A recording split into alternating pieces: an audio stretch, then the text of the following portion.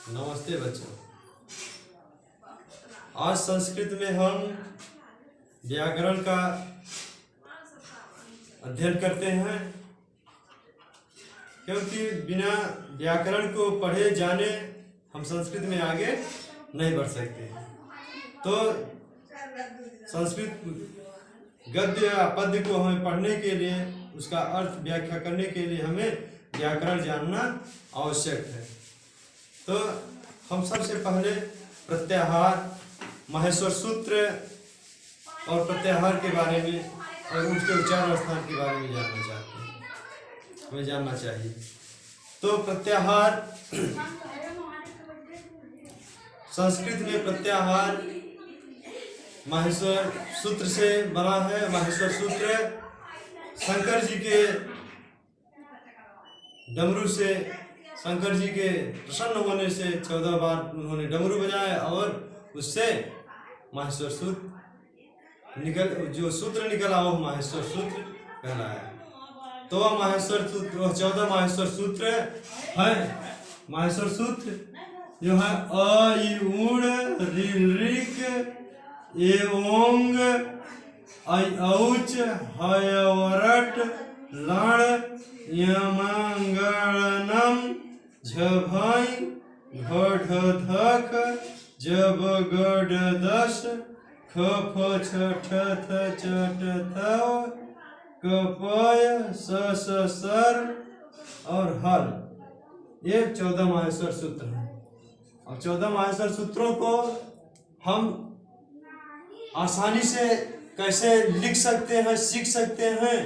इसमें हम जैसे स्वर को लिखते हैं अ आ इ उ रि ऋ ए ऐ ओ औ, इस तरह से तो हम लिखते हैं अ आ इ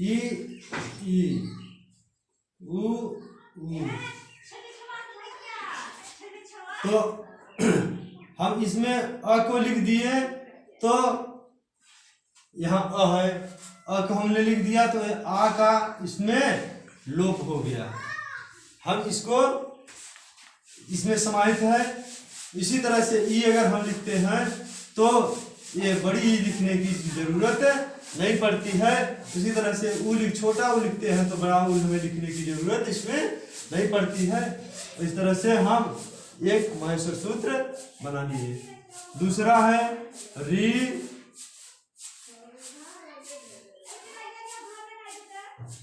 री।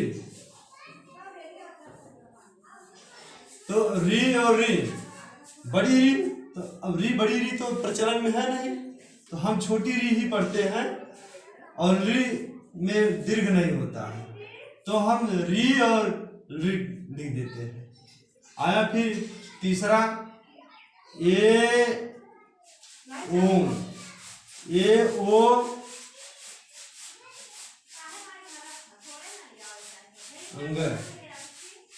और आई औच।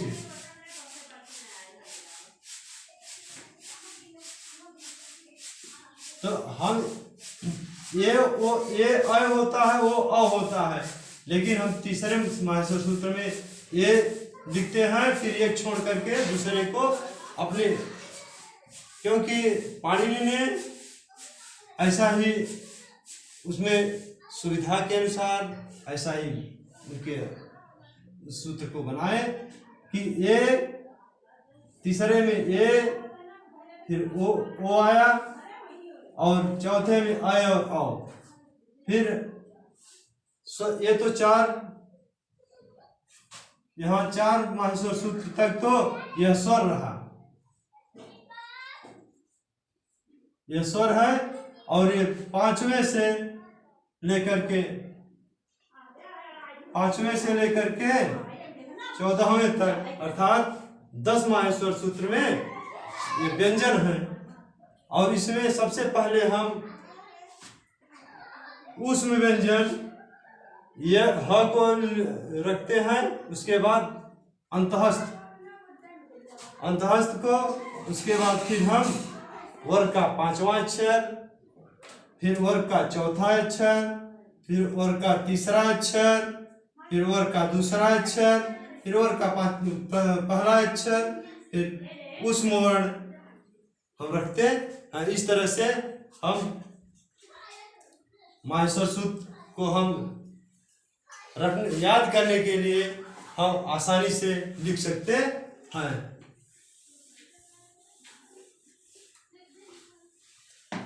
इन पांचों जो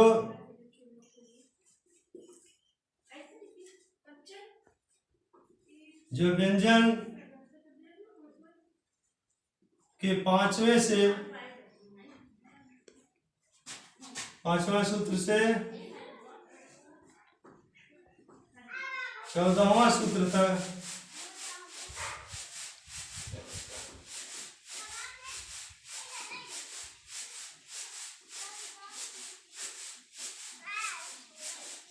तक है, उसे हम सबसे आसान तरीका है जानने का कि हम उसे कैसे रखते हैं। सबसे पहले हम अंतः ऊष्म वर्ण का ह रखते हैं। उसके बाद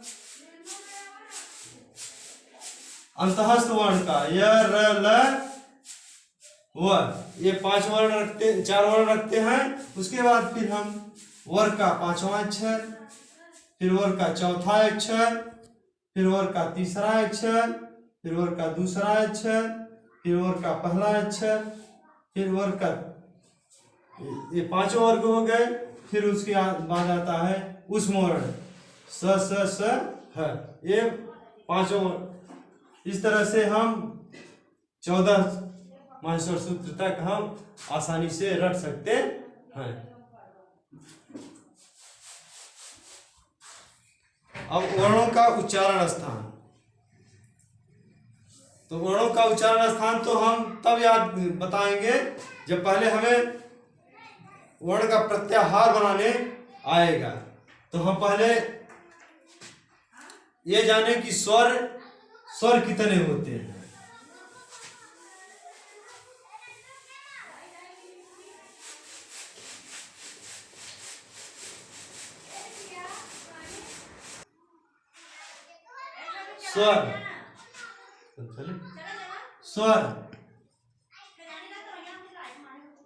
स्वर कितने हुए?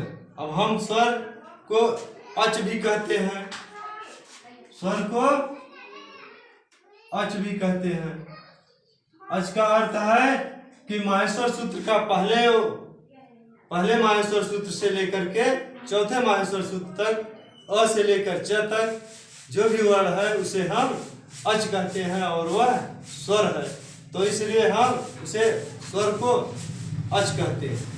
तो वह स्वर 3 प्रकार के हैं, ह्रस्व, दीर्घ और प्लुत। स्वर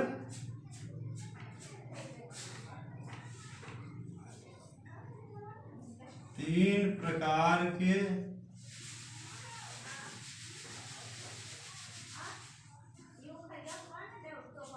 होते हैं। पहला है ह्रस्व, दूसरा दीर्घ और तीसरा है प्लुत। ह्रस्व जिसमें एक मात्रा समय, जिसके हमें बोलने में या पढ़ने में एक मात्रा समय लगता है, उसे हम ह्रस्व कहते हैं।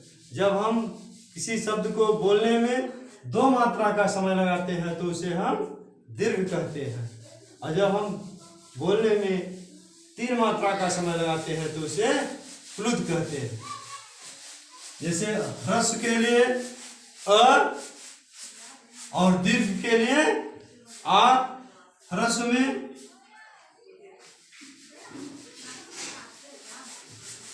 ह्रस्व के लिए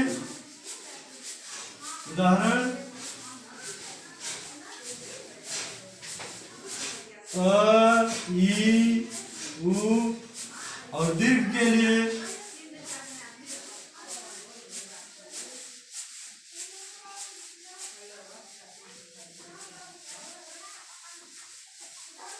आ, ई, उ। प्लुत के उदाहरण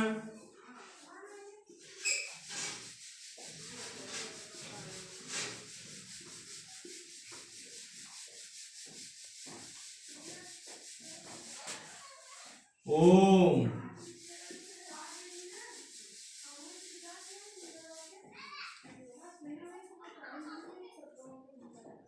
हे राम।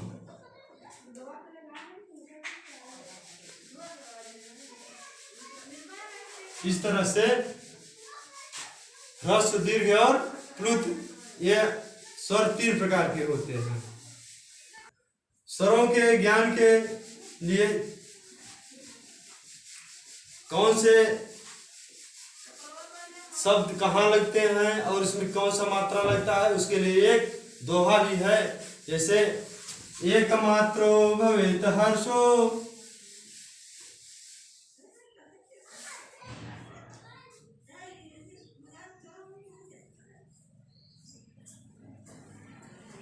भवेत हर्षो ह्रस्वो द्विमात्र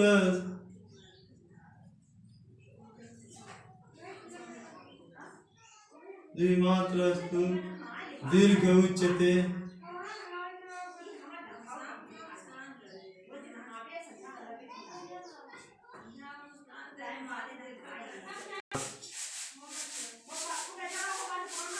त्रिमात्रस्तु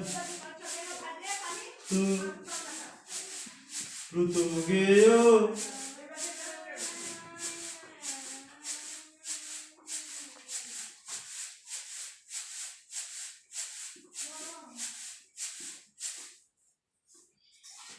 व्यंजनम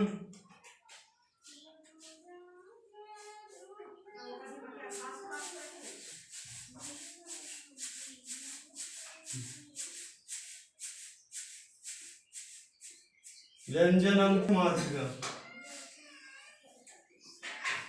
अर्ध मात्रिकम।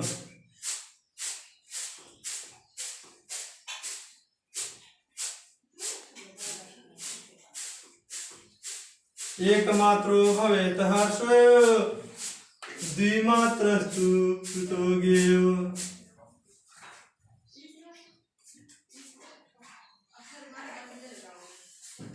द्विमात्रस्तु दीर्घ उच्यते। एकमात्रो भवेत हर्षो द्विमात्रस्तु दीर्घ उच्यते। द्विमात्र एक मात्रा ह्रस्व में और 2 मात्रा दीर्घ में और 3 मात्रा प्लुत में और व्यंजन में आधा मात्रा समय लगता है। यह वर्ण उच्चारण में हम बताए। अब हम कल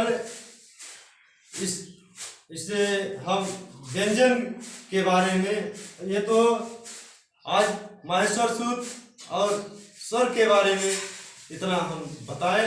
अब आगे कल व्यंजन के बारे में बताएंगे कि व्यंजन कितने प्रकार के होते हैं और फिर वर्णों का उच्चारण स्थान भी कल हम आगे इसके बाद बताएंगे। यह हमारा जो Goswami Tulsidas inter college YouTube है, इस पर अधिक से अधिक जो लोग भी देख रहे हैं अधिक से अधिक लाइक और सब्सक्राइब करें, और जो भी बच्चे जो भी जुड़ना चाह रहे हैं वो अधिक से अधिक इस पर जुड़े। जो बच्चे नहीं जान रहे हैं उनको भी बता करके और भी लोगों को प्रेरित करें और अपने नंबर को हमारे पास भेज करके आप इस पर जुड़वा सकते हैं। तो इसके बाद यहाँ पर ही मैं अपने वाणी को विराम करता हूँ।